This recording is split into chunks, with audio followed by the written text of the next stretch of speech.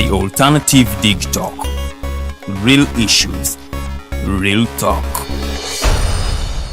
Fellow citizens, following the sequence of events, Uganda seems to be at political crossroads.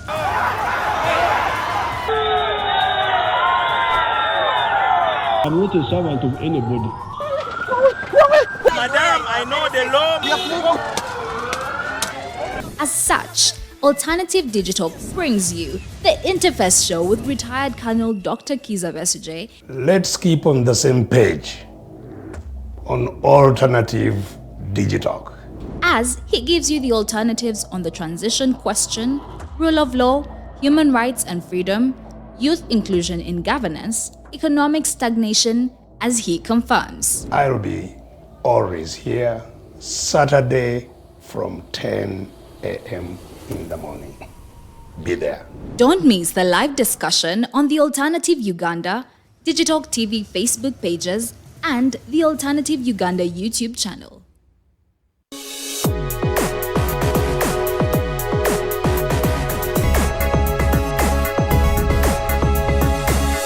The Alternative Dig Talk. Real issues, real talk.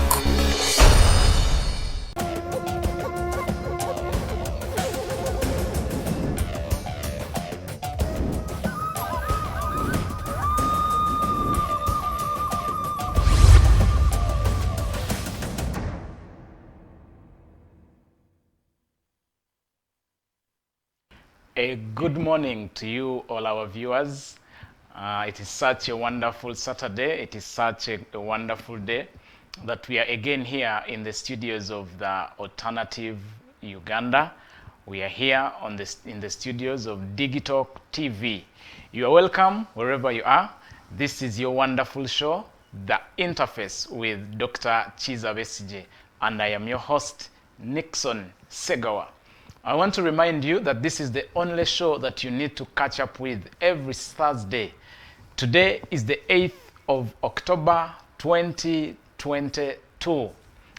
This day is so historical. This is the day that we remember Buganda as a kingdom. This is the day that it got its independence. And don't forget that a day after, Uganda now, the bigger picture, the bigger Uganda also got its independence on the 9th of October 1962. You are welcome to today's show. You are welcome. We are again here with Dr. Kizza Besigye as we are going to look at the alternative views, alternative policies, alternative issues as the way that he sees things and how things are supposed to be. He's here to teach you, he's here to educate you, he's here to wake you up. I know there are issues that you are going through in this state of affairs in our country, but he is the man that can speak to you and you know how life can continue. A lot has been going on in our country. Thanks to the teachers. The other day they were celebrating the Teachers' Day, and we really celebrate you, our teachers, because of what we are. It's because of you. Our dear brothers, Ebola is still an issue. The other day we saw the US government is coming up with a policy to be screening whoever will be coming through Uganda. There are a lot that has been going on in our country. We have noticed a lot of apologies here and there from our president. I'm telling you, you don't need to miss this show today. Dr. Besigye has prepared intensively for you to be speaking to you concerning issues that have been going on in our country. At this moment, I please request you to get that link and share it with your friend. Invite someone to watch this show right now. The Interface with Dr. Kizza Besigye. Doctor, you are welcome. Thank you very much, Nixon, and a very good morning to all the people that are already with us, and greetings to all Ugandans and all those that follow this program. It's a pleasure always to be here, and I would like to right away also join in and congratulate the people of Buganda first, who today mark the 60th anniversary of independence as Buganda. And certainly the entire country in its marking of the 60th anniversary of our independence as a free Uganda, free of course in courts, and that is what we are going to be discussing this morning. How independent are we really? So you know, you are all congratulated for having been alive today. In Uganda, every day is like a year. It's like a year, doctor. Yes. What do you mean? It's tough to live in this part of the world. It's a hustle beyond normal hustles. And so everybody is congratulated on being around as we all mark. Some people call it celebrate. I don't know whether there is much to celebrate, but certainly we mark the 60th anniversary of our independence today. Okay, you are so much welcome, Doctor. We are making 60 years as a nation, and we mark our independence. This comes at a time when we see a lot of prices in commodities rising up. And the other day, Bank of Uganda also had to raise the interest rate to 10%. There is a lot that is going on in our country, a lot that is going on in our economy. The other day, the MPs were up in arms against the coming back or the return of the drones. And the drones signify more kidnaps and kidnapping of Ugandans. And that's what we are in currently. Doctor, 60 years, what do you gauge? How do you gauge Uganda in the past 60 years? You've been here at least longer than I, and some of us, there is a lot that you can tell us how you've seen Uganda's 60 years as we are here to mark the 60 years. Well, I first of all must praise the Lord. Amen. For the love and grace that has brought me this far. I was actually in school at Independence. Wow, wow, wow. You were at school? Yes, I had just begun school. Okay. And marched in the school band, with the school band on Independence Day.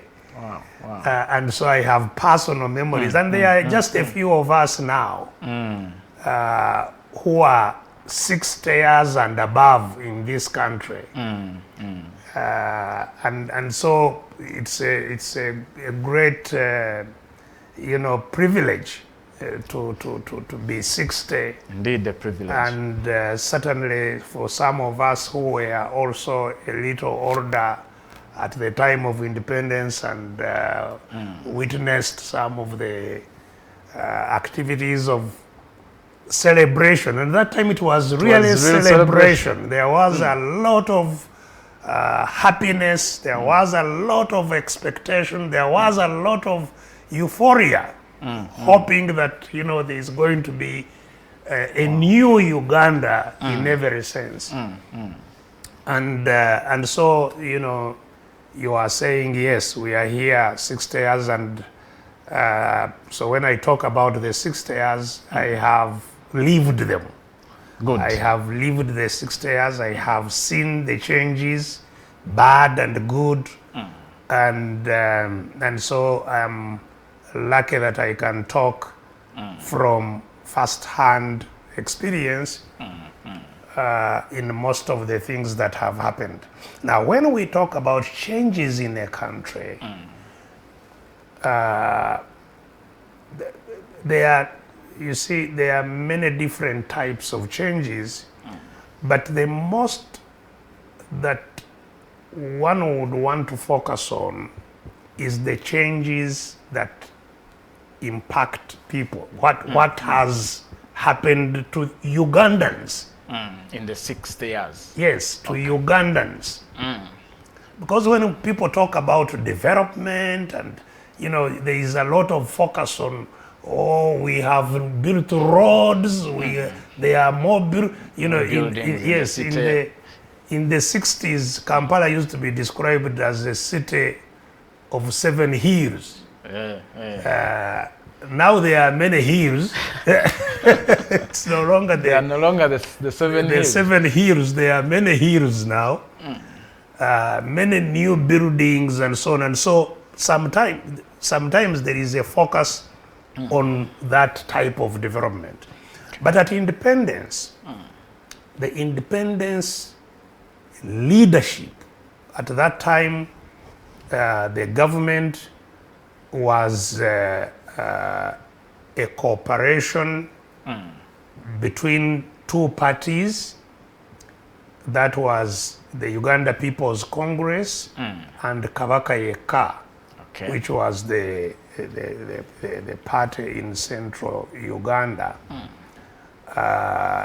It was a coalition government in which the Kabaka of Buganda was the president.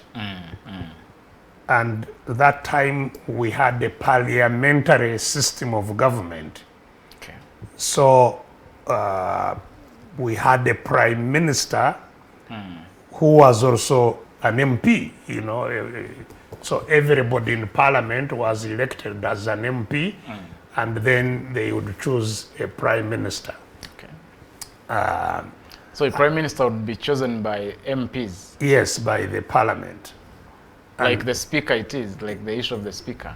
Yes, of course, they would choose a speaker. So, in other words, the majority party would choose the prime minister. Prime minister, okay. Just like you see in the UK, which is still a parliamentary system.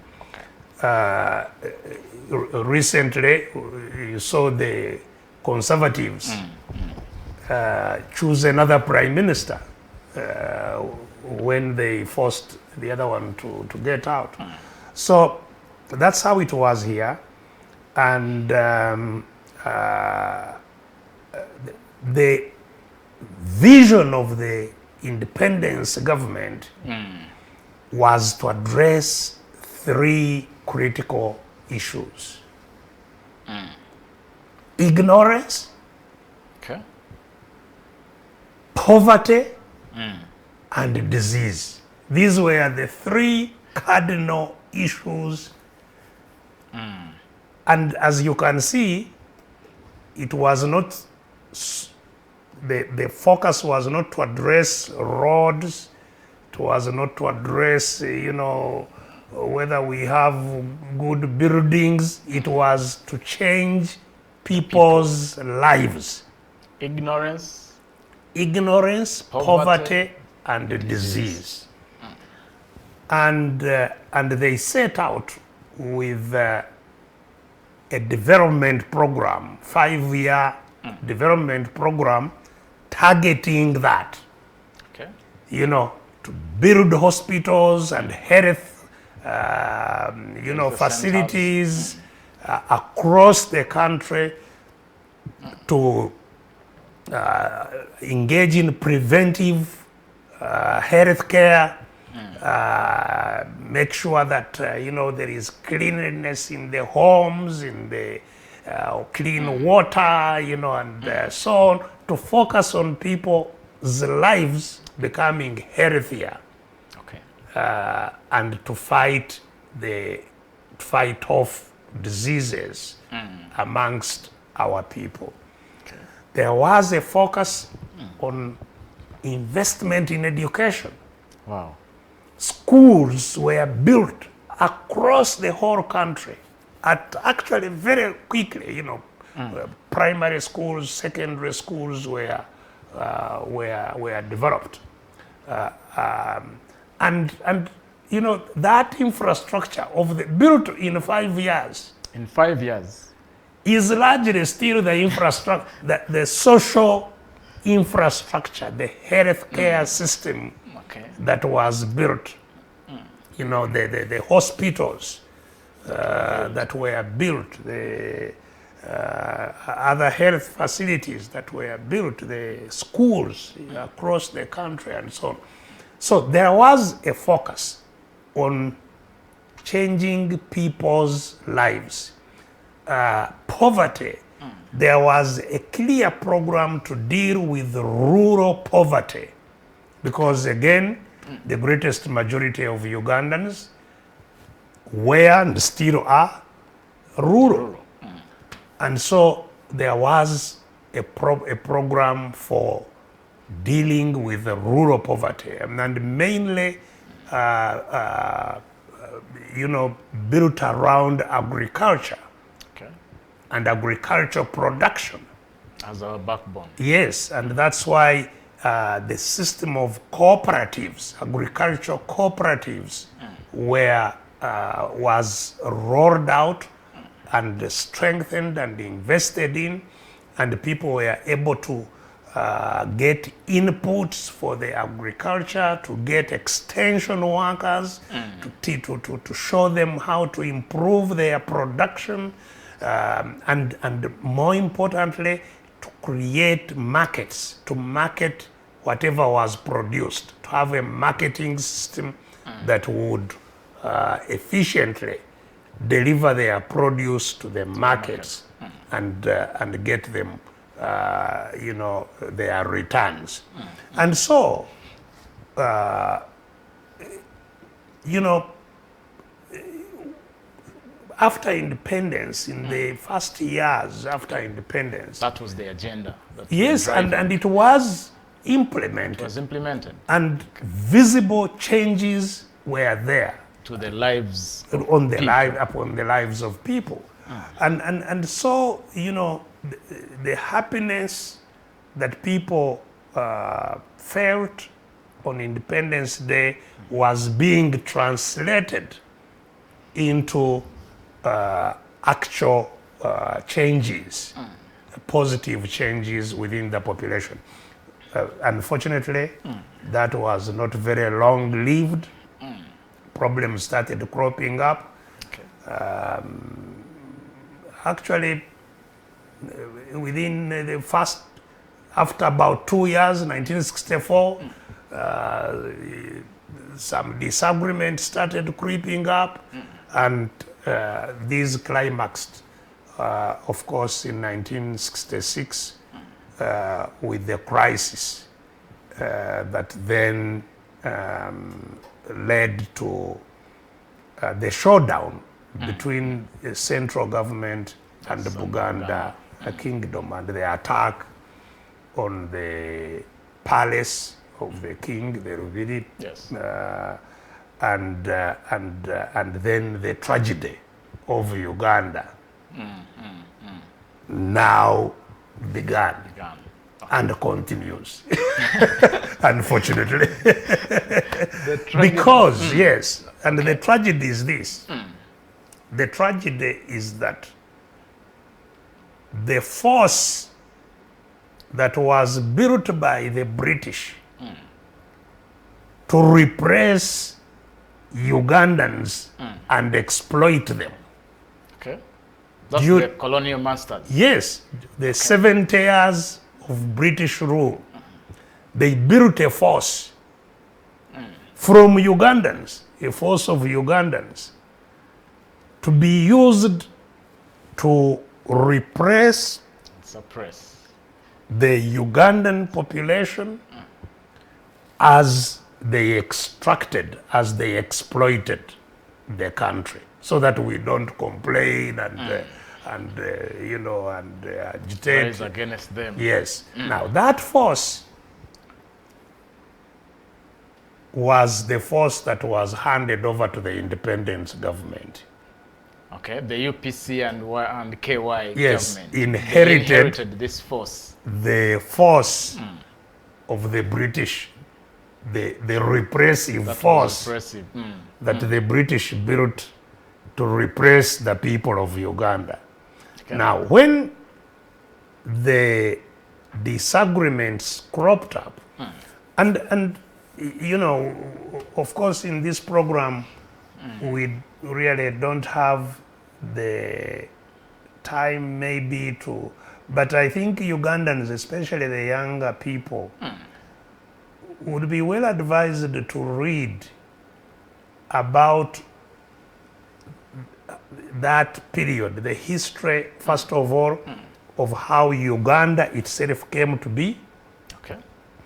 We talked about it some time back here, how Uganda was a forceful creation of the British or the Europeans, a forceful creation out of previously existing states, nation states. So we had nation states here that were broken, destroyed by force, and a new creation made as a new political entity called Uganda.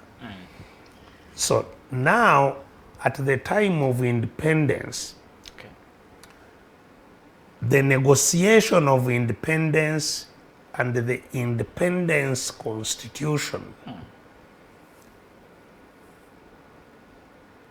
sowed some of the seeds that were indeed later to germinate into the conflict that we are talking about of 1966. So the negotiations were to bring Buganda, because now we see Buganda already getting its independent before the new creation. Yes. So this is the delicate, balance and relationship that was now constitutionalized. I think there were some fault lines within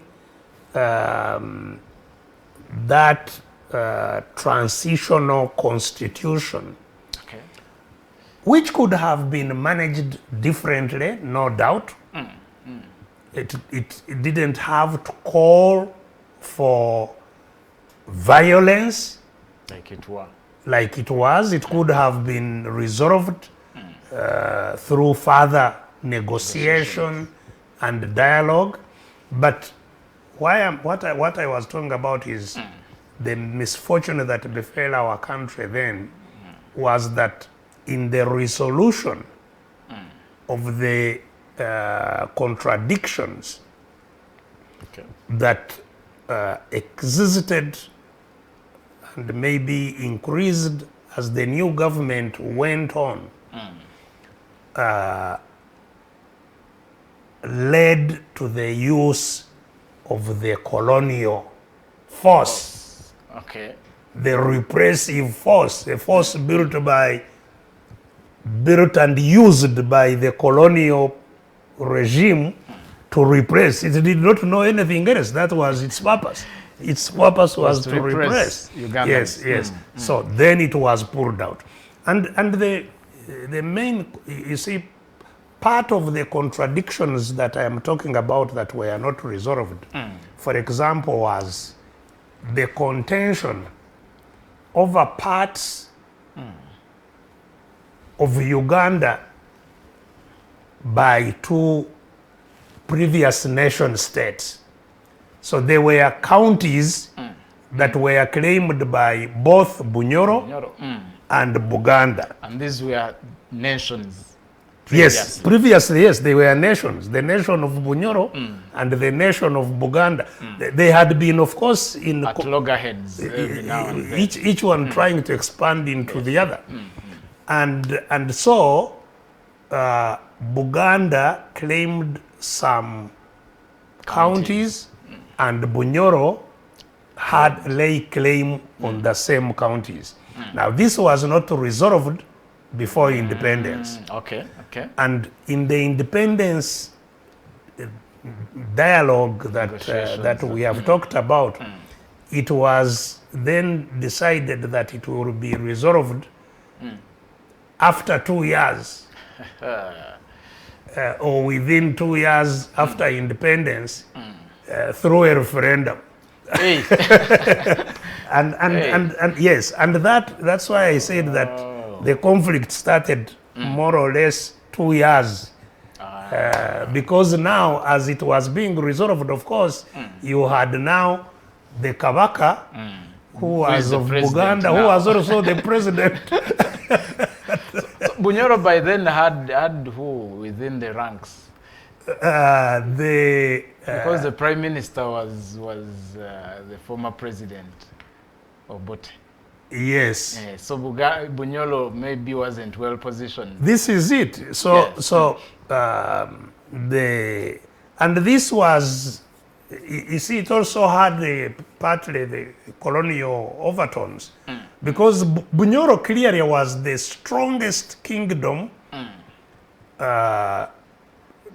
toward the colonial advent. You know, it had a huge influence in the whole of this region, and resisted the most. Yes. Resisted the colonial rule. Against the colonial takeover, and so suffered the most. So they didn't even bother to settle them. Suffered the most, and so part of what we are talking about was coming from there. But let's, so I would just want, you know, it's a very interesting history that I would encourage, especially the young people, to read, to understand how we got where we are. Yes. You know, the kind of contradictions, the misunderstandings. Because, Doctor, these misunderstandings keep cropping up every now and then. Yes, you keep hearing tribal sentiments here and there. Yes. But the important thing then is that, you know, those unresolved issues eventually led to the conflict and the coming out of the use of the force. The repressive force. Yes, and that's for me the most important and constant. It's a constant problem that has now affected us since then. Okay. So once the force was drawn out to deal with the political issues, misunderstanding between the political actors brought together. Yes. Once the force came out and now created what was now clearly a revolution, destroyed the constitutional setup agreed upon at independence. So it was destroyed by the force of arms. The president was attacked at his palace and had to run away. To exile. And the constitution ended because there could not be any other president under the constitution. And of course, a state of emergency was then declared in the whole of central region, which lasted 5 years. 5 years. Then a constitution was made,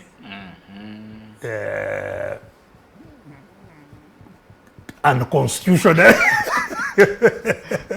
Now not by the people of, without engaging the people of Uganda. Engaging others. Yes, so a constitution was made that now created a republic, and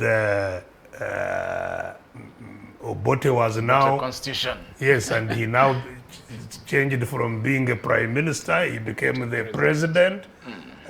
But all that under the force of arms that had taken charge.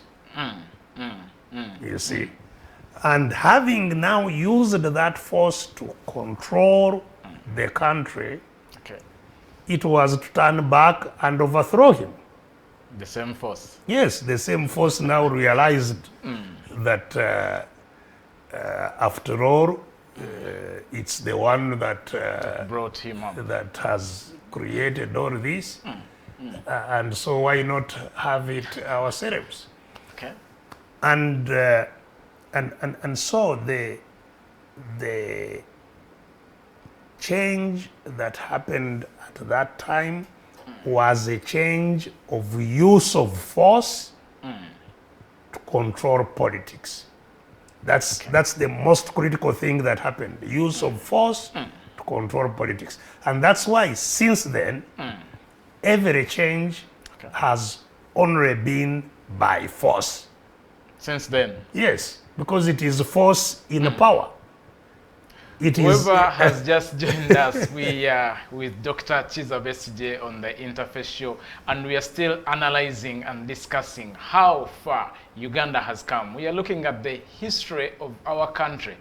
Doctor is trying to show us where the real problem came from, and that's where we are still continuing. Please share the link and invite your friend. We are still on the Alternative Uganda, and we are still on the Dig Talk TV. Yes, doctor. So that is the problem. Yes. So once now force is the one in charge, it means that people lose their voices, their power to decide what happens in the country. Okay. And that's regrettably what befell the independence vision. Ignorance, disease, and poverty. That's how we lost it. Yes, because now the struggle is the struggle to maintain the power. Using this force to continue to maintain the power and therefore to repress, to repress and So that takes us and also because now those in power have no checks from the population. Okay. It means they can do anything they want without question. So impunity begins. It means I can imprison you Can kidnap me. and you will do nothing. And so that's the beginning of the gross violation of rights. In fact, that's when also the law that provided for detention without trial was was made. Detention without trial. Yes. Which is still going on, The only difference now is that it's worse. At that time, it was legal. Hey, doctor, we thought maybe... No, in terms of detention without trial, that Okay. time it was legal. Because So the you- law was in place? Yes, so you would be arrested, a detention order would be signed, Okay. and you would be taken to prison. Without trial. Yes, the minister would just sign a detention order. Okay. In fact, it is said that later the ministers would sign, boxes of detention orders, and people would just fill in the names of whoever they wanted to detain. But at least the thing is that once a detention order was given out, you were detained in a formal prison. So we would know where You would be accounted for. Today, there are, hundreds and thousands of people who are in illegal detention because there is that was legal. It was a bad law, but it was legal. It was there. But now the law we have does not allow anybody to be detained more than 48 hours without being Tried in court. And even within those 48 hours, they should, of course, be know where you are. in gazetted places of detention. And they should not be detained without the knowledge of their families, without access to their lawyers, without, the law is very elaborate. But we now, so the difference is that then we had a repressive regime and repressive laws, but now we have a rogue regime. A rogue regime is one which does not follow any law. So that is the difference. So so we've moved from repressive to rogue in terms of in terms of 60 years down the road. Yes, in terms of the rule of law. Okay. We now have a rogue regime. So, but the important thing is, and what Ugandans must trace, is what happened once force took charge again of the state of Uganda. Because there was that brief release from 62 to 64, going onwards. But more critically, 66.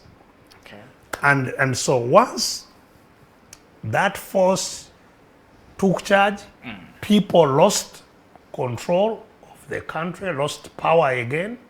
Power was again controlled by force of arms, by a few people. Abuse of rights followed, just like it was before independence. We had no rights.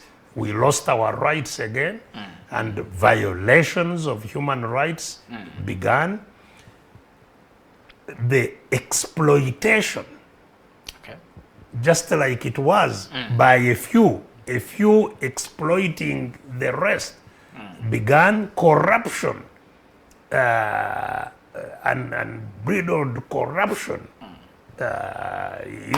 started taking off, and all other so evils. we became less better than. Yes, crime intensified, because people now would, use the guns to do all kinds of. In fact, when Amin took over in 71, and his takeover was received with wild jubilation. I was in Kampala here, in 1971. There was wild jubilation. Jubilation. Like that of independence. And even more, it was unbelievable jubilation. I was here it was a Monday. We were supposed to be going to school, but the tanks were out. And in the afternoon, came on the radio and read his statement of 18 reasons why he had taken over the coup. overthrown the government. But as I have said, there was wild jubilation, all over dances, all over the place. Everybody was. Why were people because of the repression? So there was there was a sense of relief that the government that was repressing them had gone. The government? Yes. What they did not appreciate then, and have not appreciated actually up to now, I suspect. People don't appreciate that if a force overthrows a force, you are still in the same spot. you have no rights yourself. The new force. Doctor, you have several times mentioned that. Yes. That's why we don't need a force to overtake a force. Absolutely, because as I've said many times, I participated equally unknowingly that we could build a force for good to now overthrow the force that is causing terrible things. And we did. We succeeded in overthrowing it. Yes. But only to... You didn't succeed in... the power did not shift. The power shifted from the other force to the new force, not to the population. That's the dilemma with the force changing. Force. Yes. So you know the Jubilation. The jubilation was very short-lived, and you know. So what we all need to do is to track what has happened over all these years and all the changes to the three things: ignorance, poverty and disease. You know, what has happened? You know, and that's where the story, you know, whether there is success or failure should reside. Whether we need even to keep celebrating. Yes, that's where the story should reside. Whether we should even call back the colonial masters to take over, perhaps. That is where the story should reside. How have we fared? You know? In terms of fighting disease, fighting poverty and ignorance. Because, of course, our population has increased. Yes. At the time, you know, of independence, I think we had a population of about 6 million. We are now 40-something millions.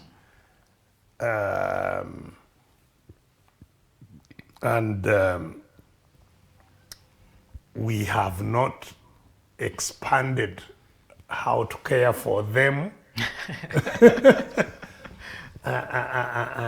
And this is why I say that, you know, so now,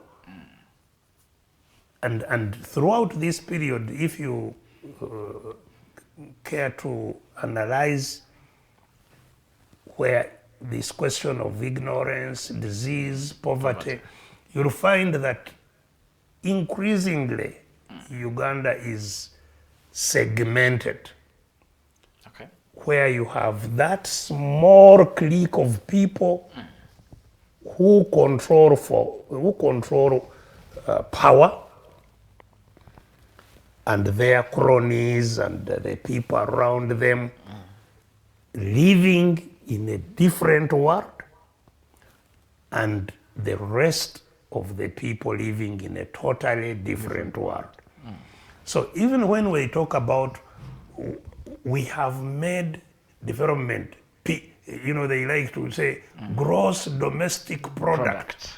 How much the country is producing in 1986 has increased by so much. Okay. But increased amongst who? You see? The question. In the 60s, primary school teachers were able to buy new vehicles. That was in the days of the colonial masters? No. After the independence? After independence. Okay. Primary school teachers would buy new vehicles. We are talking of new. Brand new vehicles. At that time there were no old vehicles for sale, no. This was, you know, last time I was saying that we are in an economy of mivumba, you know. There were no old vehicles. So whoever wanted to buy a vehicle would go to the shop and buy a new vehicle still in its rolled up papers. You would tear the papers from the seats to sit on it, brand new, 0 miles. Aye. And these shops were, if you are in Mbarara, you wouldn't have to come to Kampala to buy a vehicle. You would go to Mbarara. There was a shop there called, of an Indian called Lada, Okay. and buy a vehicle. Affordable. On credit even, nobody would pay cash because they know you are earning a salary of 700 shillings. And 700 shillings was a lot of money. Okay. So the 700 shillings would serve as a basis for giving you a vehicle. And they keep on deducting maybe 200 or 300 from your salary or whatever.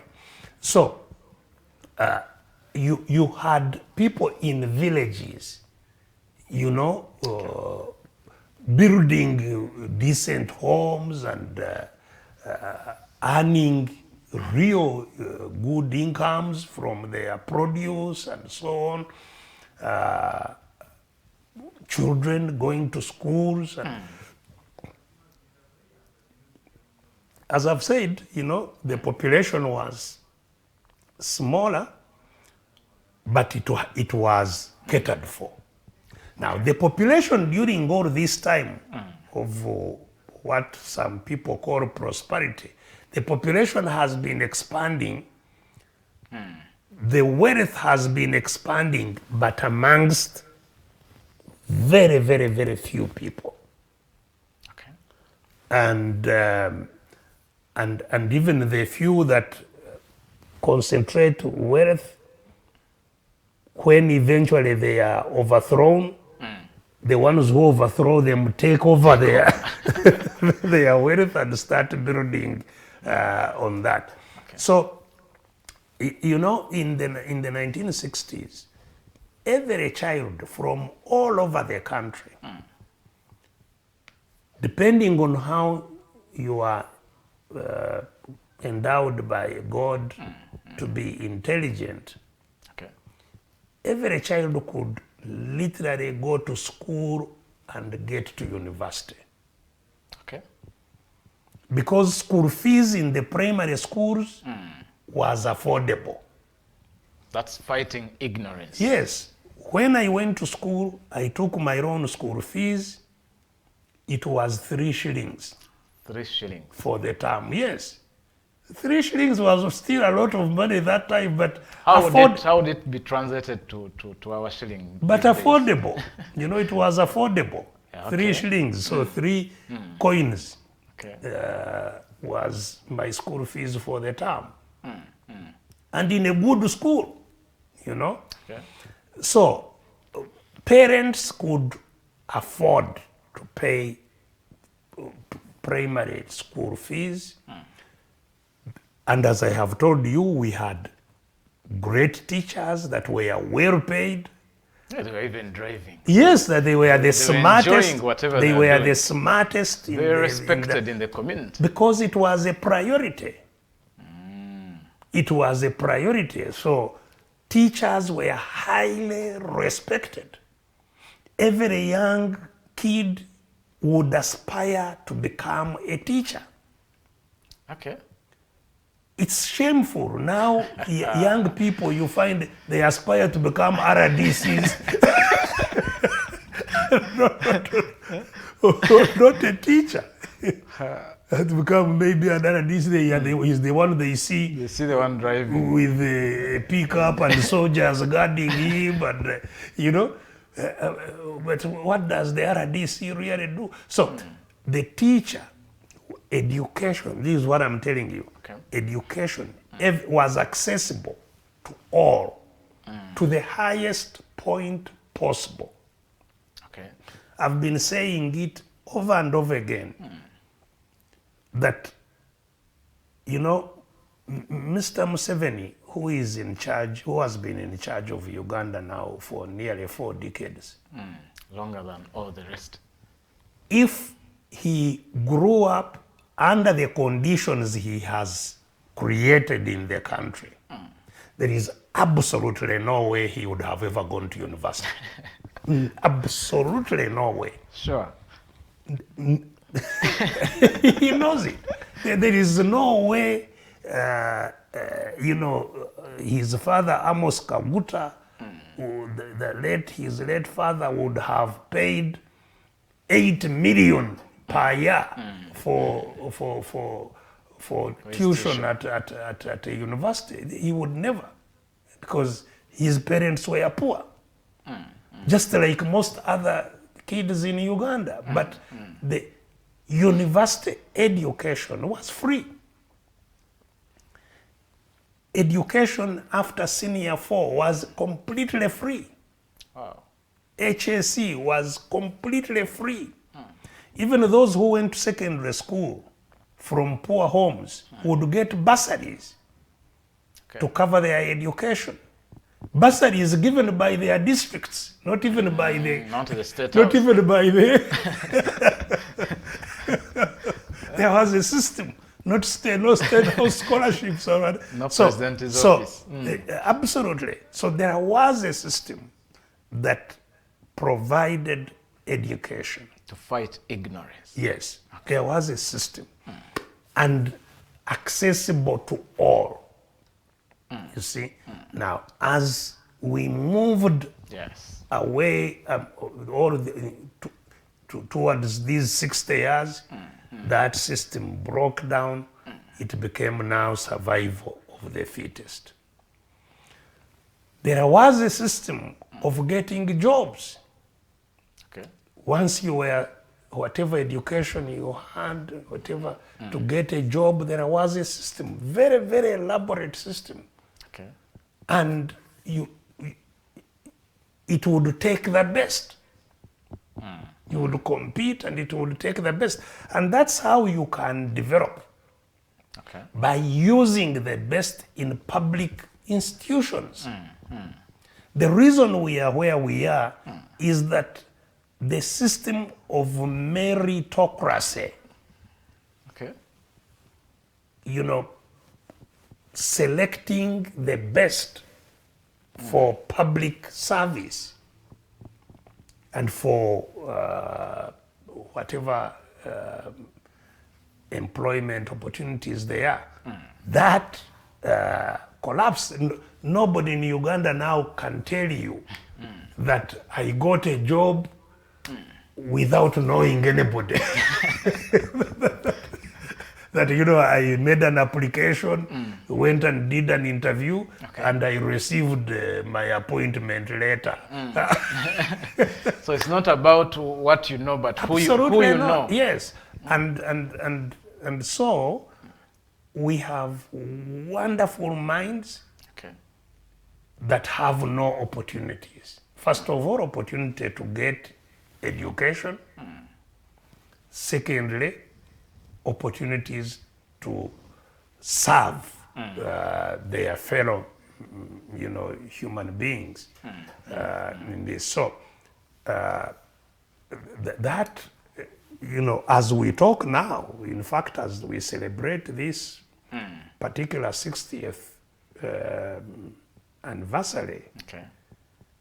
regarding education, I think we are at the lowest possible that we have been. I know that most kids are now home because even those who had gone to school, I live in a village. Okay. Those who had gone to school, these last 2 weeks, they have all been chased. They are back at home because they had obviously not paid. They had not even completed the one of last term. Most kids now, as we talk, they have been chased from schools. They are at home, including candidates who are in senior 6, who are in senior 4, who are desperate. They have already invested the little they had over the years. They were hoping to do exams and maybe at least get some qualification. It's Doctor, rudely cut. you seem to point out that as we continue to celebrate more years of independence, we are, according to the yardstick, we are just retrogressing. We are just getting worse and worse. And I'm showing you so it's not just because sometimes, you know, when we talk about these things, some people say, but you oppose the government. just This is not opposing about everything. opposing or not opposing. It's the reality that, which I have pointed out, that Mr. Museveni would never have become a graduate under his system, you know, which requires millions of shillings to access higher education, you know, and the job situation, that even the few jobs that are there, they go to relatives and friends. If you don't know anybody, you'll never get, not to the most competent. And you know, so then look at the whole question of health, health care. I told you that in the 60s, there would be health inspectors in every place, checking on the health of the homes. Yeah. To see how clean are you. Because healthcare is not about treating the sick. It's not about building many hospitals. Healthcare is not about treating the sick. It's primarily about ensuring that people don't become ill, Okay. that they maintain good health. That's the whole care. That's the whole purpose of healthcare. It's to get the population to maintain its health. It's only those that fall out of that maintenance of health that then you look for how to Get children. to bring them back to health. But the main focus must be on maintaining the health of citizens. So, which village now has health inspection, regular health inspection, to know that, you know, this is a home where has no toilet. Yes, where the children are sleeping, where your utensils, where do you put your clean utensils, where are the Doctor, we are grappling with bed bugs. where are the toilets, where are this, where that, you know. Even when you talk about mosquito nets or whatever, are they there, you know, how are they applied? You know, inspection was a very, very serious matter. Health inspection and health education, educating people to know what they need to do, you know. That was the basis of building a system of health. To fight disease. Yes, Okay. to deal with the disease. And then, you know, to control whatever spreads the disease, vector control system. There was a very efficient vector control department, and so on and so forth. All these, as time has gone on, because we are not investing in the well-being of people, we are investing in the well-being of regimes, so that a regime may not go. So instead of paying money to do that, you are paying money to buy tear gas and who to spread it around and, and how to make sure nobody comes out and expresses discontent, and make sure that you pay everybody to vote for you, and that's where you are putting the money, rather than dealing with how to improve the people's well-being, the knowledge in the country, the health of citizens, and so on, to have to deal with their means, yes, their means of subsistence, that they can have good shelters, you know, have good homes, and live happy and healthy lives. Wow, thank you, Doctor. It is seemingly that the future might be get worse and worse and worse. And that could be... Well, until we turn it around. And as I have said, the constant in all this is the fact that the people we are talking about, to get out of ignorance, to get out of disease, to get out of poverty, have no power. As long as they have no power, their situation will remain as it is. As long as the citizens have no power, doctor says the situation will remain as it is. Get worse, in fact. It will even get progressively. Worse. Please don't turn off. We are still here. We are getting into another hour that we are going to be diving into more other issues. Please prepare, and we are going to open up our phone contacts so that you may call in. Prepare your question that you'll ask doctor and on what he has analyzed and any other issue.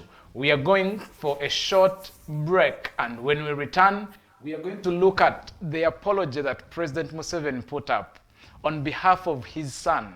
And is this really a move? We are seeing General Muhoozi being promoted from lieutenant now to a full general. Are there signals that something perhaps is cooking up, more so in line with the Muhoozi project that General Sejusa one time promised us? Don't change, we are coming back shortly.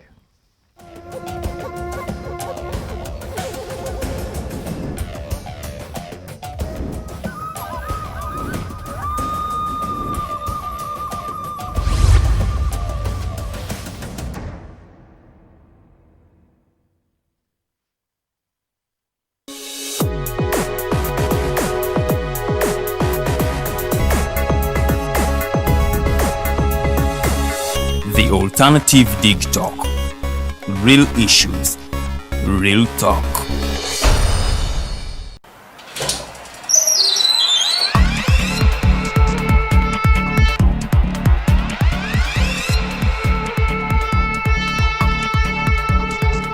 You have got to get up pretty early to go do something.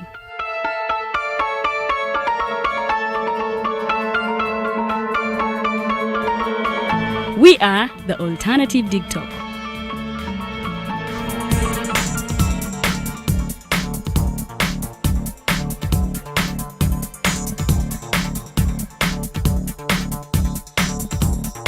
With our mobile studios, we are redefining TV presentation just as technology is setting the pace. We are blending our approach with fresh, perspectively designed breakfast show, The Mighty Drive, informative and entertainment show, exclusive and live interviews. We President Museveni wadde juzi namulaba apima akawunga kilo 2 tasobola kalya nini bwaba alya kilo 5 oyannema okuliisa eggwanga ne bwe limundekera. Njagala kwebaza the Alternative Dig Talk etuwadde kano ka Mighty Drive era n'abatuwuliriza bonna abali ku mikutu njagala basaba mugendo mu maaso n'okuwuliriza. All given to you just a click away on your phone, tablet, laptop, and smart TVs. As we are streaming live on our social media platforms, on the road and on the go. We are the Alternative Dig Talk.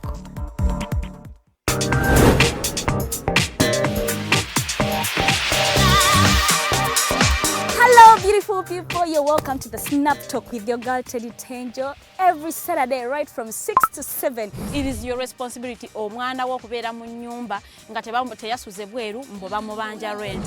Koyo kulaba abalenzi abasajja abafunga. Butuufu tebabuulirirwa nga babulamu.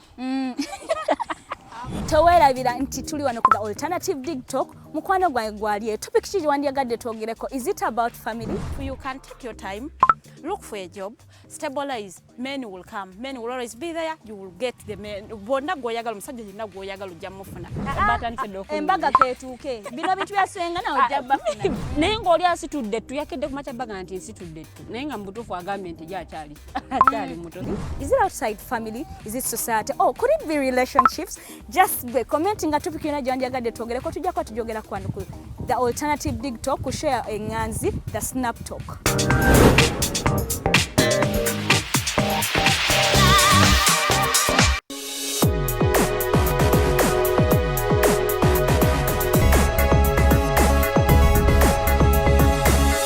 The Alternative Dig Talk. Real issues, real talk.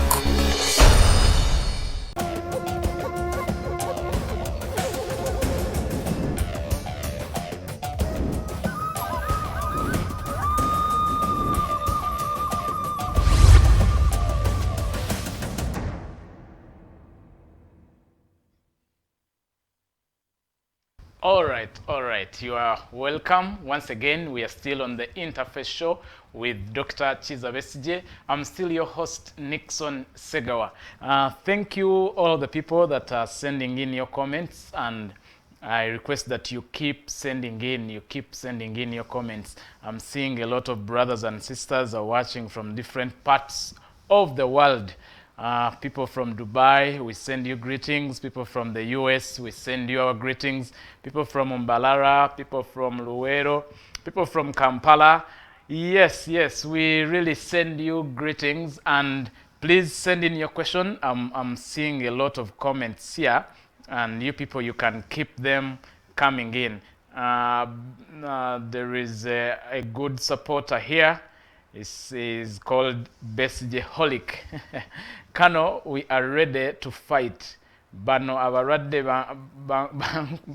bankumunye, we are all tired. We look up to only you for leadership. Yes, thank you.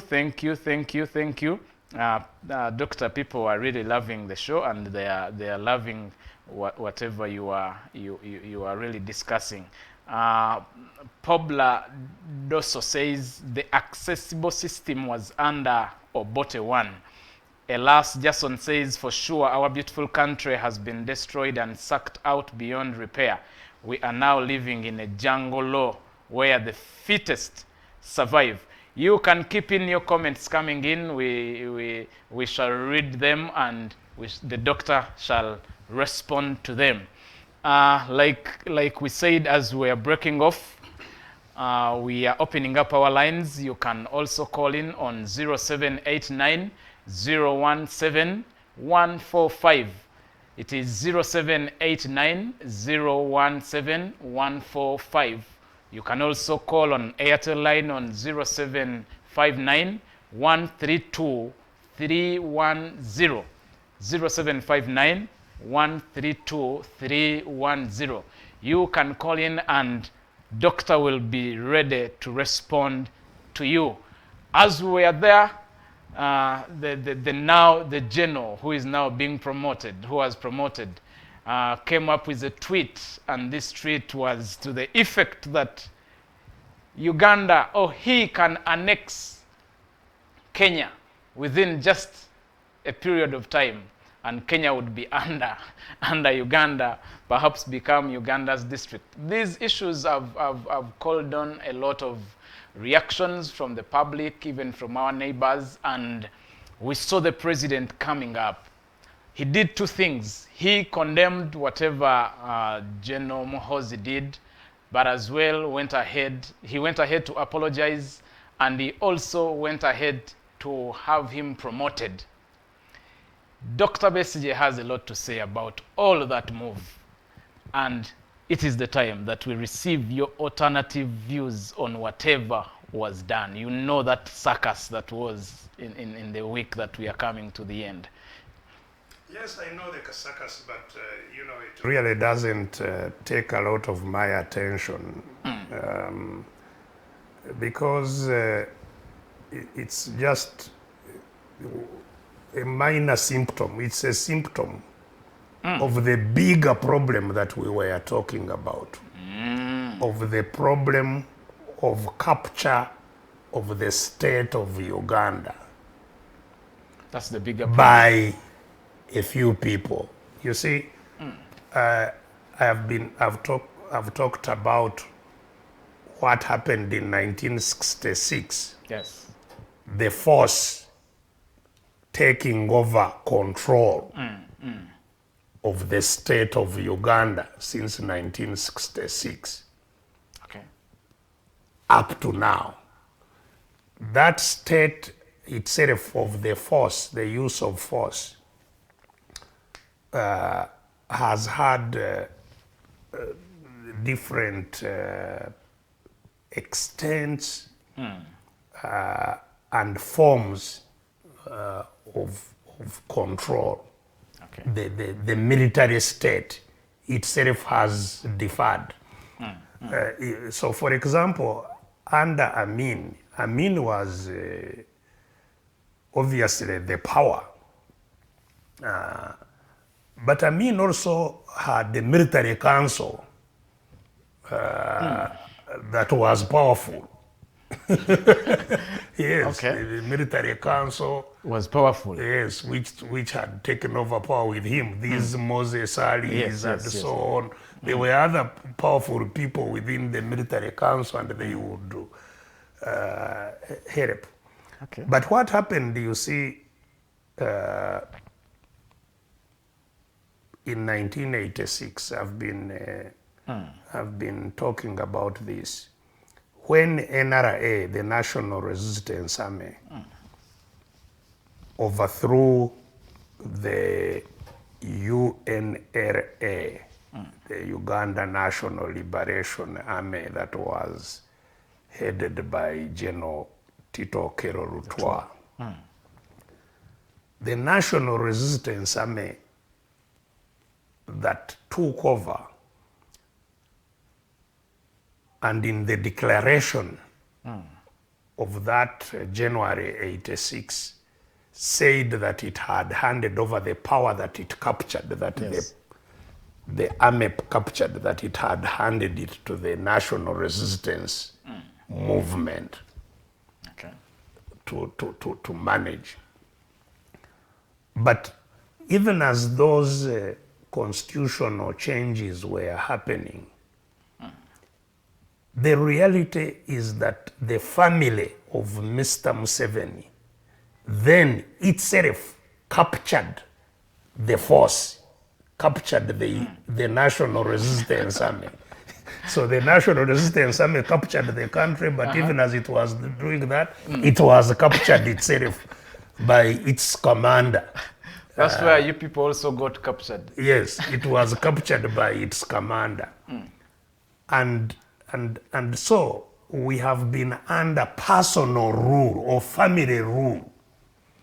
There's a family rule. Yes, from 1986. Very clear family rule. And this is why the situation of most people in Uganda is worse under this Family rule. military rule than even in other military rules. Because you see, as I have pointed out, Amin made a lot of mistakes. And the brutality under Amin is well documented. I was a victim of that regime too. But they were also pursuing the common good. You see, wanting people to fare better. They were investing in common goods. Okay. Again, yes. Main regime. Yes, they were investing in common goods. Even for the military, actually, they built military barracks, military installations. They, where, of course, it was a much shorter-lived regime. But many of our assets in the international area were acquired then, which are still a big pride for the country. If you go to and see our missions abroad, which now belong to Uganda, thanks to Amin, So they were still for the common good. pursuing the common good, Okay. Including within the economy here. One of the reasons Amin remains, talked about favorably by many people was that they were brought into business, mainstream of the economic life here, notwithstanding the wrong way in which it was done. So it was in fact a disastrous way of pursuing what was A common good. a common So, but now, under these 40 years of Mr. Museveni, family rule now, the reason it has caused far greater damage and pain to most people is that it is focused on an even much narrower interest. So maintaining power, not even for any system, but for the family. Maintaining and expanding power of a family. And of course, in doing so, they have in the process been working with all kinds of cronies, you know, assistance. But family rule is what we are dealing with. And so all systems of government have been really crushed. Leaving just because any system would check the power of the family, which they would not want. You talked of a strong army council during Amini's. Yes, which there is nothing now. You can't prevail over. No, absolutely not. Neither army council, no parliament, no judiciary, no nothing, no system that really works. And even what he calls a cabinet is just for convenience, really. That's why you see disgraceful things like a vice president representing Museveni's wife, who is in her cabinet, but she's delegated. Represent. The minister delegates the vice president to go and represent her. You see General Saleh, who in the hierarchy of things, cabinet, nowhere. I hear he's the head of wealth creation or something. I don't know what advisor. I don't know what wealth creation is. But you find, the prime minister, the vice president, they are on the bench outside his office, waiting to be seen. So, that family rule, and not an ordinary family, a very, very greedy family. I've never seen a family as greedy. Hey, doctor. Absolutely, greedy to grab, to do all, greedy both for power and for wealth, So it's been, I think, one of the most unfortunate leaderships that we have had, and so that's why you can have an uninterrupted regime of nearly 40 years, and people are dying of hunger. Hunger in Uganda. There is rain everywhere. Wonderful soil everywhere in this country.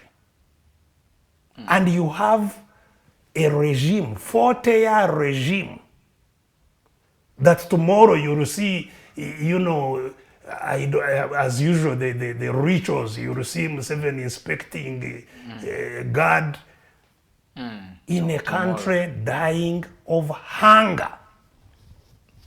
You can imagine. 60 years of independence. 60 years of independence, but 40 years of Museveni sitting on top of people dying of hunger.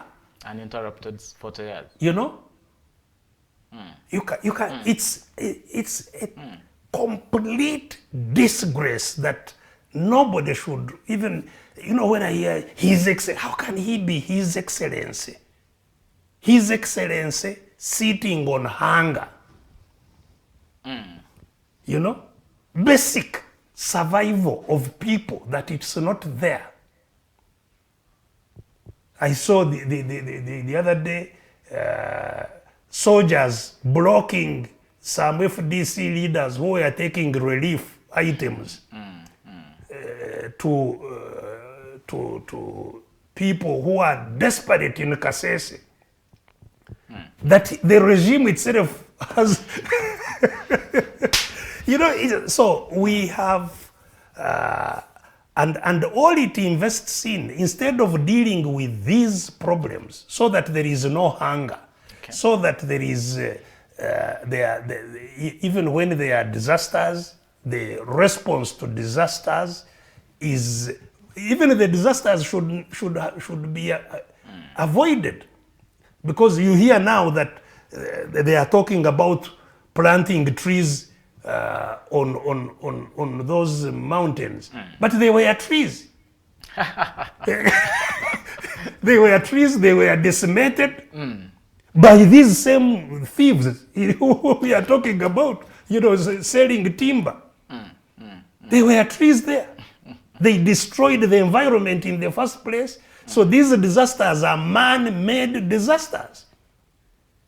Museveni made. In fact, we should not just talk about man-made. They are Museveni-made disasters because under his watch, the trees that were on those mountains were decimated. That's how we have these mudslides and all these disasters and the floods and so on. The vegetation that was hoarding water in the swamps and so on, the swamps were drained and so on and so forth. So we have man-made disasters that we are superintending over. People who are now displaced, hundreds of thousands of people displaced through man-made disasters that we are going to be celebrating tomorrow. Somebody inspecting a parade that he is a president, It's disgraceful. He should even be ashamed of coming out of his house, to say you are in a celebration of a country in that kind of a disaster, So this family capture is a capture that captured all state institutions.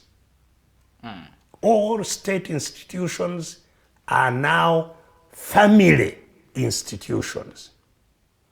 So when you hear saying, we have the Bank of Uganda, the Bank of Uganda in the Constitution is an independent institution. It shall not be under the direction of any person or authority.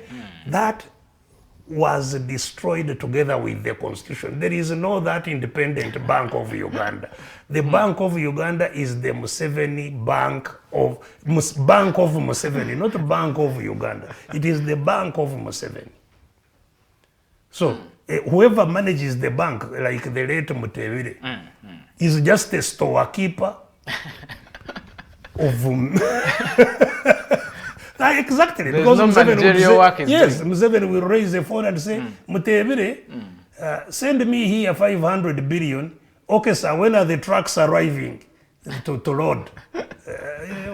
Liars with my... to come my and pick. control. Yes. That's how they pick money from Bank of Uganda. Not because there was an authorization of parliament and so on, all these things that are written in the laws and so on. All that is, so all institutions are captive. Okay. Whether it's, those under the Constitution are supposed to be totally independent, You saw with the British, when the new government came in, they made some policy outlines which had implications for the monetary system, but the governor of the central bank there made decisions that now forced the government to retract what they had because said no, this we are going to do this because the Bank of England is independent. It's an independent institution, not this one. So all institutions, whether they are financial institutions, whether they are legislative institutions, whether they are judicial institutions, there is no judiciary, his I don't know, roadship or whatever, or Winyidoro is not the chief justice in reality. and so what you see, how you see General Muhoozi behaving is part and parcel of that capture. He is not behaving because he is exercising the due impunity that is exercised. He's now exporting it to the neighbors. Well, I frankly do not know, I cannot claim to know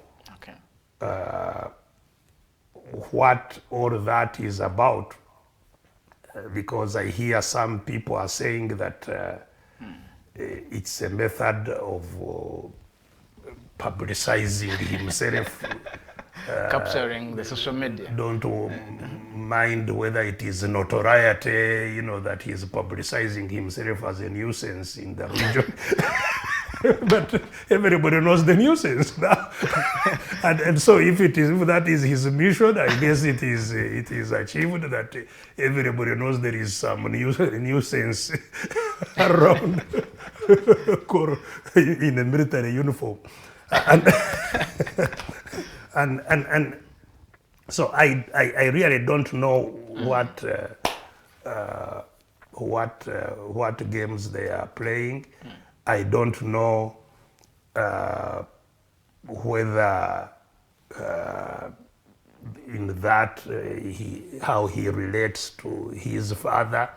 It's because, as I've said, it's a family. It's a family thing, and the danger of the family thing is that it's a family that has very clearly, forget about Muhoozi, Museveni, the head of the family, has very clearly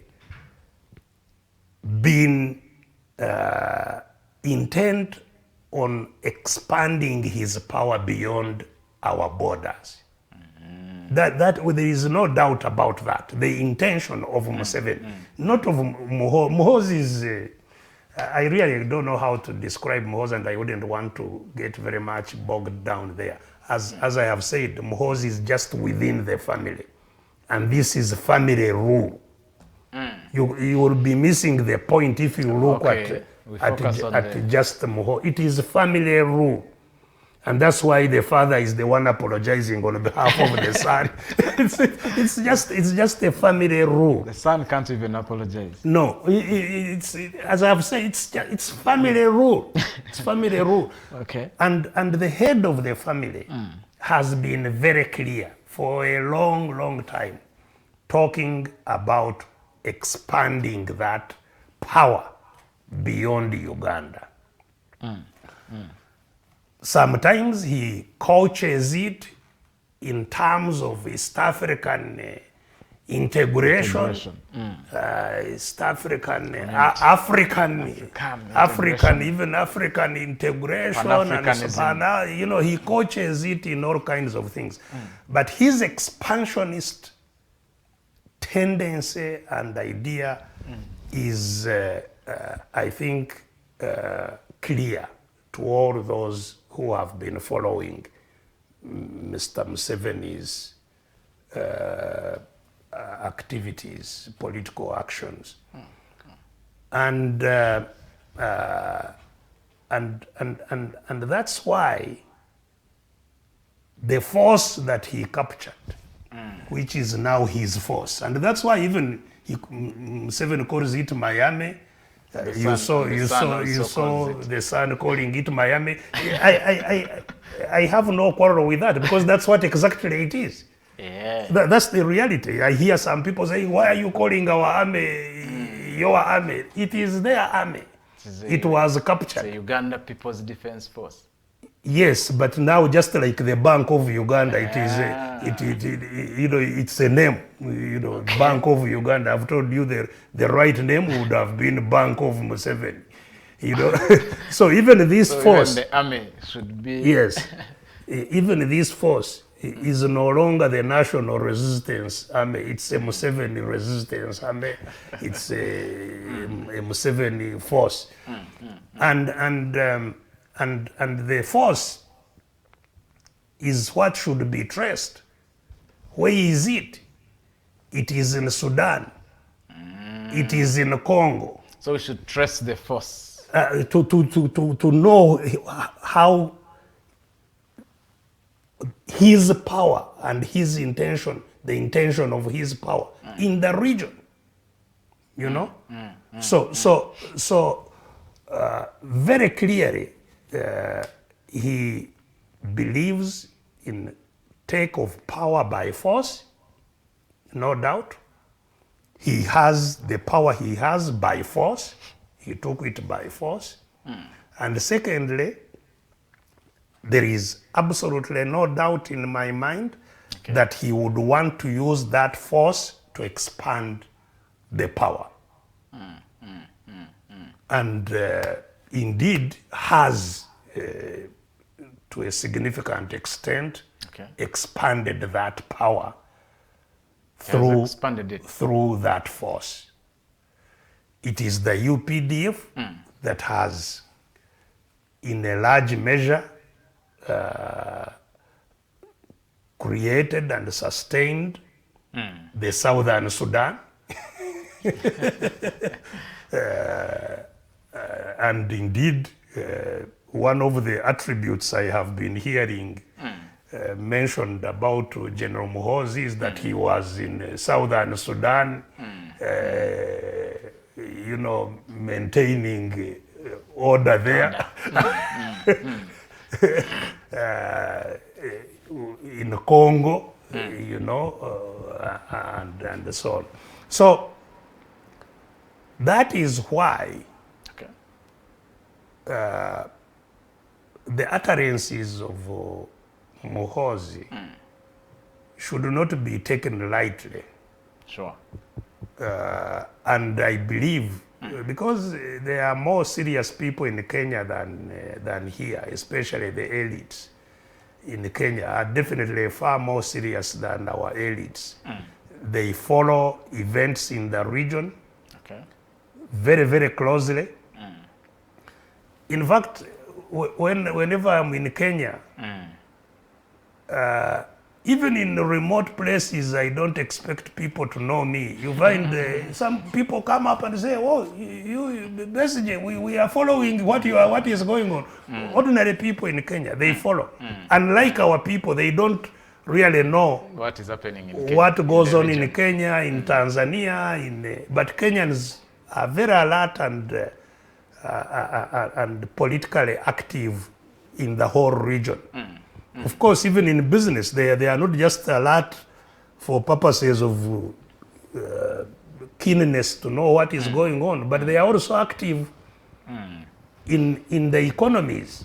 They are active economically in Uganda, and in the whole region, in Sudan, where so they follow, and so their response was not surprising. You know, some people are saying, but Muhoozi is known to joke. That it was just a joke. Yes. So Kenyans know that it's not just a joke. They know, and they know that it's not just Muhoozi. They know that even without Muhoozi, there is a family in Uganda that captured Uganda and that seeks to expand its power beyond its borders. The Kenyans know that. They follow and they know that. When we had a quarrel over Mijingo Islands, there was no Muhoozi. I don't know whether he was still out of school, whether he was out of school by then.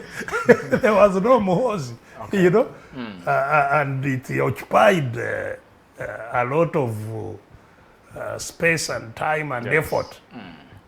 This is a very, very tiny island. in the lake there. So Kenyans are alert. They are not. They don't take.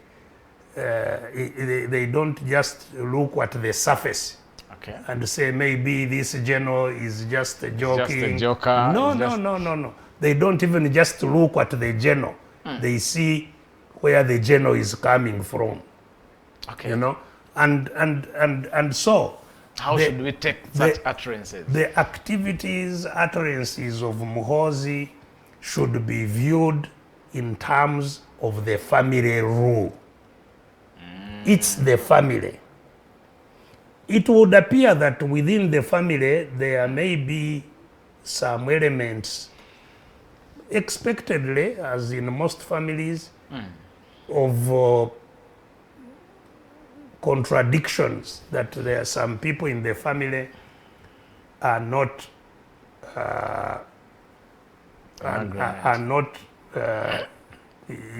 in full agreement with the direction of others. Okay. There may be those contradictions because I've seen over time some elements. Yes. Questioning whether this is the right thing to do or not. A lot of it possibly just family feud. Again, it's just so. What we must deal with as a country, and very, very urgently, is the family rule. The family rule. Yes, the family rule is not only a danger to Uganda; it's a danger to the region. Without doubt, it's a very, very dangerous, occurrence in the region, and the sooner we wake up to that, the better. Fortunately, this family rule has made very, very many, fundamental mistakes. That now put the family in a very vulnerable situation. I don't think that the Museveni family that rules Uganda has ever been as vulnerable as it is today. It is at its most vulnerable. Why? Because the sources of its power have been undermined, and that is the fundamental mistake that the family has made, that it has insidiously undermined the sources of that power. And which are they? First and foremost, the force. That force that they captured. They have mismanaged it. They have mismanaged the UPDF very, very badly. I have told you that even Amin had the strong looked after his force far, far better than this family, So you have a force of people with despicable, who live in despicable conditions, After 4 decades, when you are building malls and hotels and skyscrapers and all these things, that is the force that makes you be able to do that. Is living in Mama Ingia Pole in a shack. Because up to today, possibly 80% of our soldiers live in shacks. Others, they don't know where they live. They live by God's grace. That's how even crime is a problem. Because somebody you don't know where they live, how they live, whether they have a family. You don't know. You see, in military establishments, the welfare of soldiers is paramount. That's why organized militaries recruit unmarried people. Okay. You have to be unmarried, maybe between the ages of 18 and 23 or thereabouts. So they seek to recruit that particular age group unmarried. So that they have the capacity to look after the unmarried person and to plan for those to get married. Okay. Now once in service. And so they know that if you are to get married, you will need married quotas. So the unmarried have their quotas. Okay. The married must have organized quotas for married people.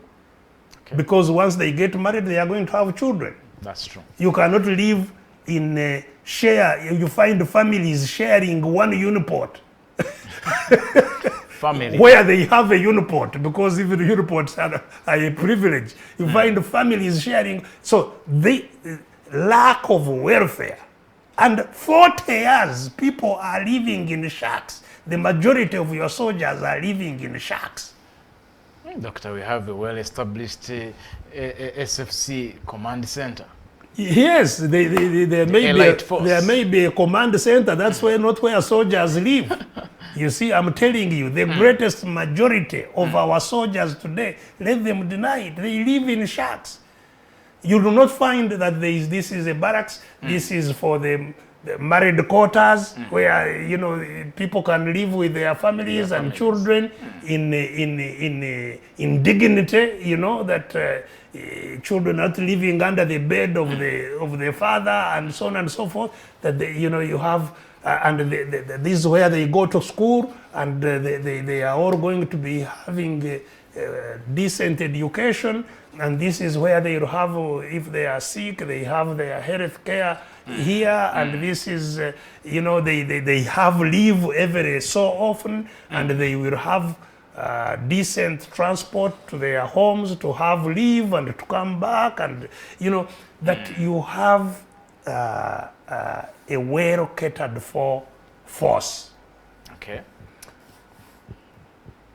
We lived in the bush, of course, in different circumstances. This force has never left the bush. Still in the bush. It's still in the bush, living in shacks, without any social amenities, toilets, just toilets, you know. And it's not just the UPDF, the police is even worse. The police is worse. You know, that's why you see families living in toilets, you know. So, and that is the source of their power. So, they have not even looked after what provides the power to them. Second, so welfare. But secondly, how the career of the military is managed. Again, equity, you know, in the management of the, because you see, the reason we are talking about Muhoozi is that he has come into command of this force. Yes. But how did he come into command of this force? That's the question. Is the question. And that is what is undermining the force itself. Because as I have said many times, Muhoozi entered the force illegally. Illegally? Absolutely. Of course, illegal according to the law, but the law doesn't function because, as I said, the force was captured. So for them, it's normal. But there is a law somewhere. There is a law, the UPDF Act. Okay. Within that act, there is a law that talks about the terms and conditions of service for officers and for men of the UPDF. And under those laws, they show how one gets to become an officer of the UPDF. Okay. The processes of recruitment, of training, of commissioning. Okay. He didn't go through them. Now, once you are commissioned, Okay. the terms talk about how you will progress in your commission. You grow. In your Yes, ranks. how you will grow. Okay. That is not followed. So you find, he went to South African Academy. Well, how was he selected? Dr. President Museveni told us he has done a lot despite all these utterances. Yes. But So he deserves to be a gen- yes, I mean, as I said, that is understandable for a father talking about a son. That is understandable. Okay. Okay. And he should be the one ashamed to be piling accolades on his son. At least he should send the CDF, because there is a person called the Chief of Defense Forces who heads the force in which Muhoozi is, So if he was even just tactical, he would have let the CDF talk on his behalf, or the Minister of Defense talk on. But you talking about your son, again shows the level of decadence that the whole system has developed. Yes, doctor, we have a caller. Yes, hello. Hello. Hello. Yes, please tell us your name and where you are calling from. Hello. Hello. Hello. Yes, hello, we are hearing.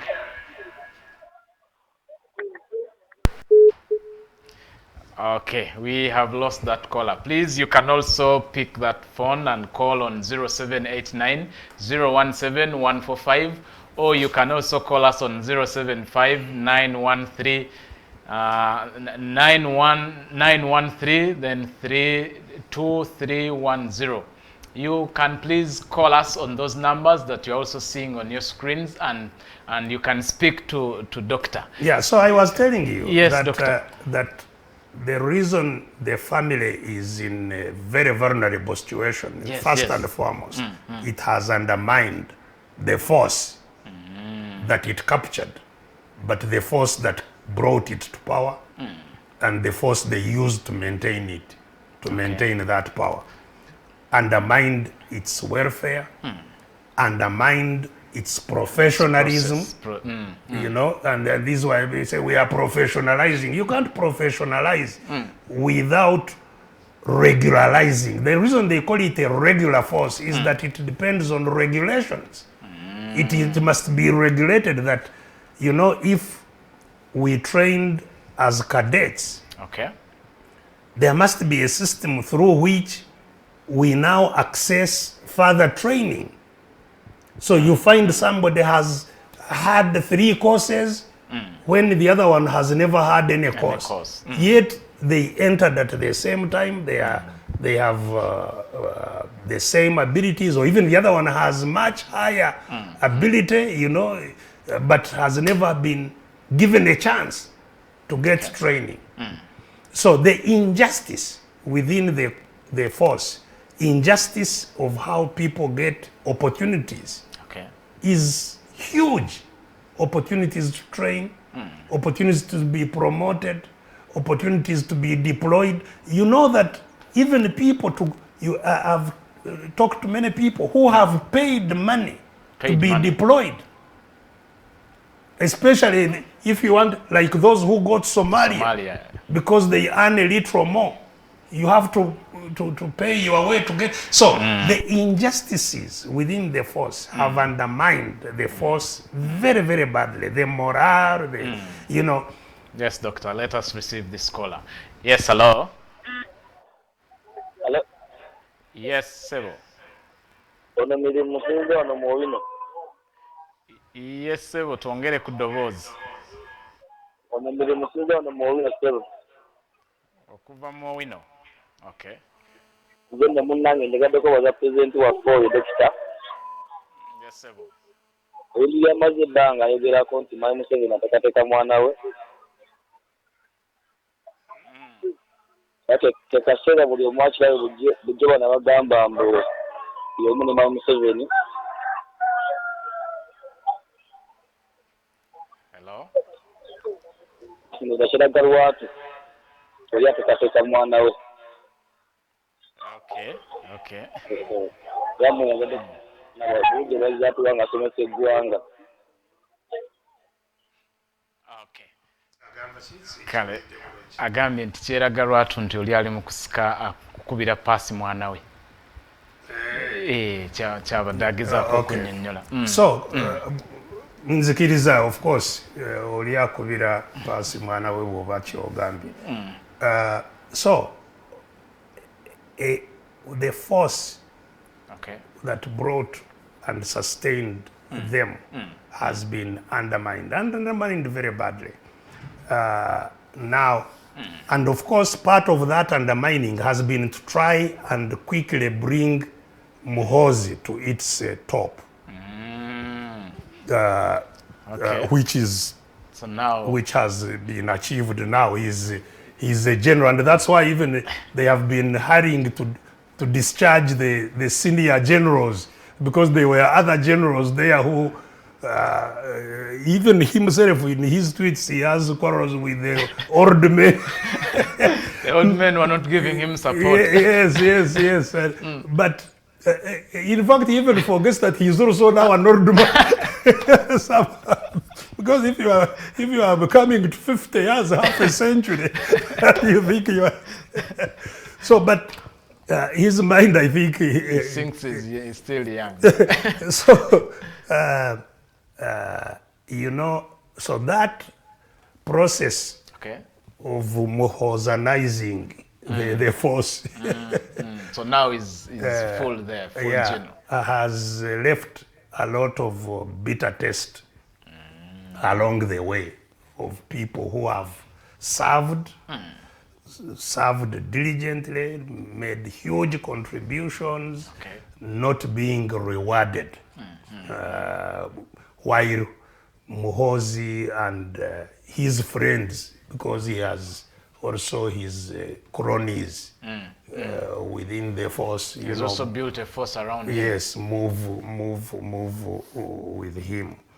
So that is one area. But the second area that makes this regime very vulnerable is that extreme extraction, which are the greed I talked about. You know, that the greed to extract wealth from others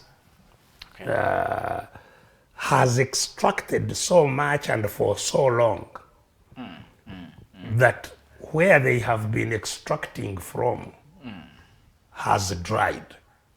You know, it's that milking a cow without feeding it. You are taking taxes and so on, and billions and trillions and so on you are taking, but nothing going back. This is why I have been ridiculing this parish model, that it's their way of taking back. having dried everything, and they know it. They know that they have created a huge problem down there. So now, as a way of trying to create a little capacity back, they think that the parish model will do that, will take back some. But there is nothing they are taking back. And that is possibly because indeed they no longer have capacity to see the reality. So what they say they are taking back is just propaganda. You know, we are like all the others. Nothing has changed. Bagagawale, Bona Bagaga. So who became who Kugagawala? You know, who became rich because you have said Bona Bagagawale. Let everybody become rich. That we have a vision, a program of making everybody rich. Bona Bagagawale was launched, I think, sometime in like 207 or something, you know, or even earlier. There was Ntandikwa before Bonabagagawale, and nothing.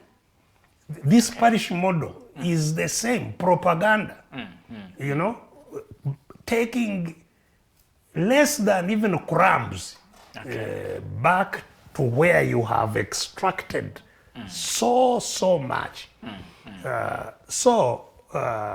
The population now, this family is surrounded by a very, very desperate, hungry, and angry population.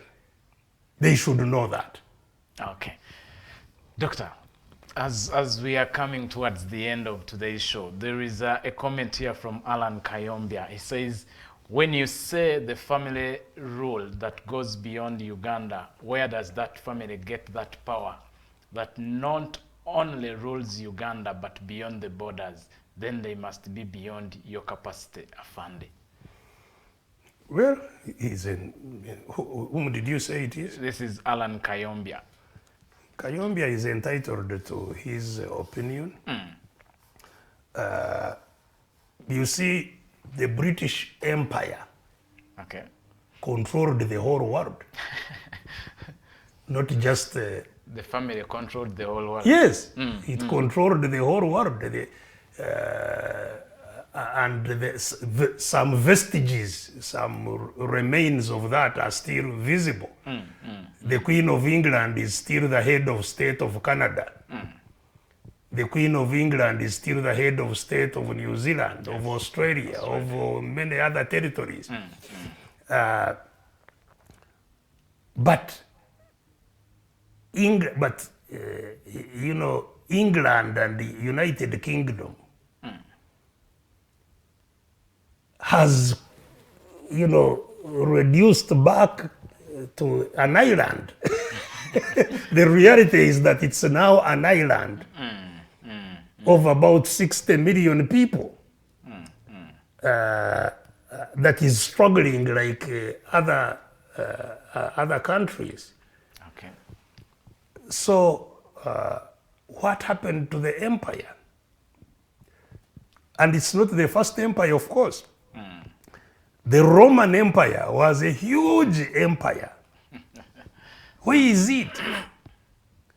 So, if Mr. Museveni thinks, and the likes of Kayombia think that expansion by force means invincibility, that if Mr. Museveni is able to take his force, the force he captured, if he is able to take it to Congo, to Sudan, to Somalia, to where, that therefore we should just know that we can't do anything about it. You are entitled to your opinion. Okay. All I can say is that your opinion is doomed.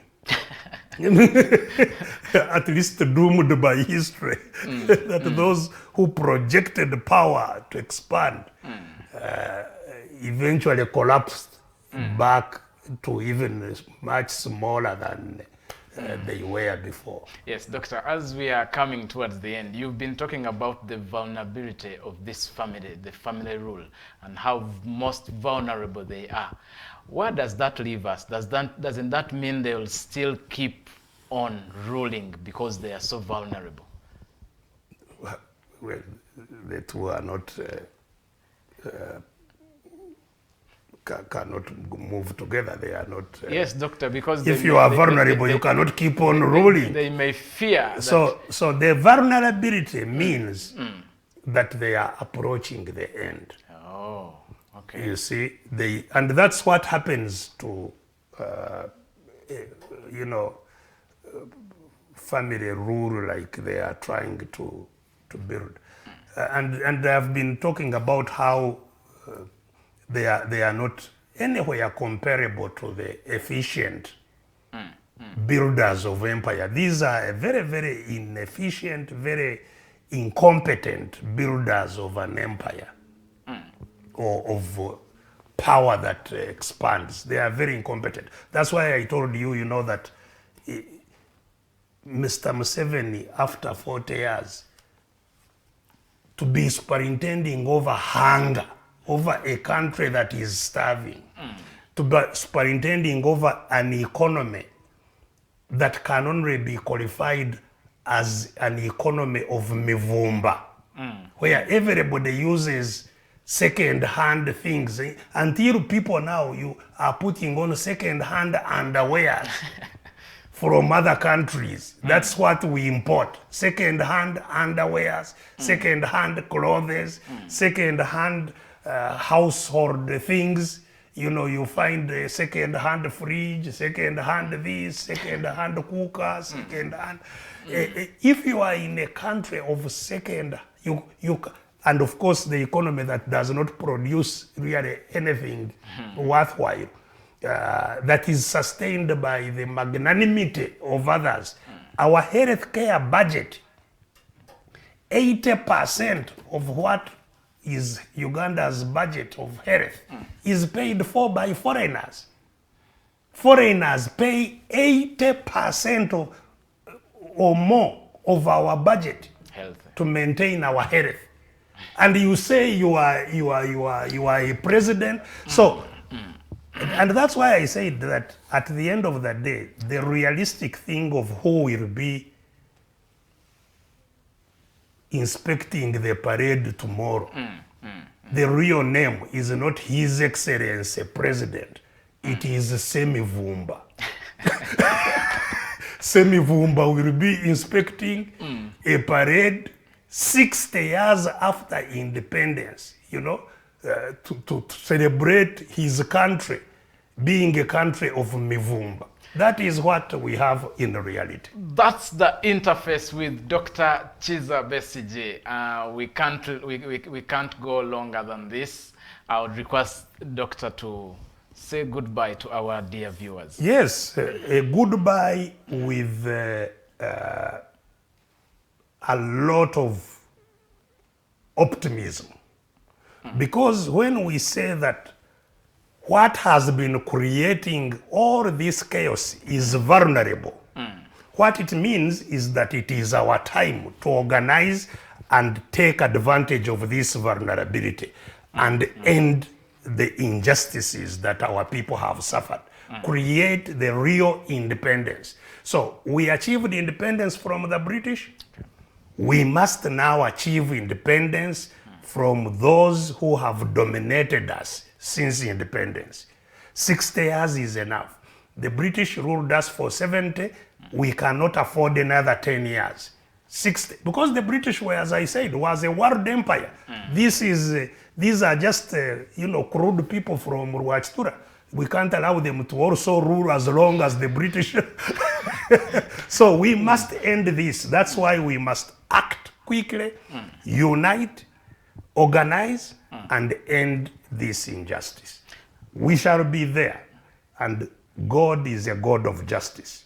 We shall overcome. All right. Thank you for being here with us. Thank you for watching all through. We ask you to keep watching and keep sharing, keep the conversation moving. We wish you the best independence celebrations as we catch up tomorrow. You remain on the Alternative Uganda, you remain on our YouTube channel, and you remain on the Dig Talk TV. I am Nixon Segawa. Let's catch up next time.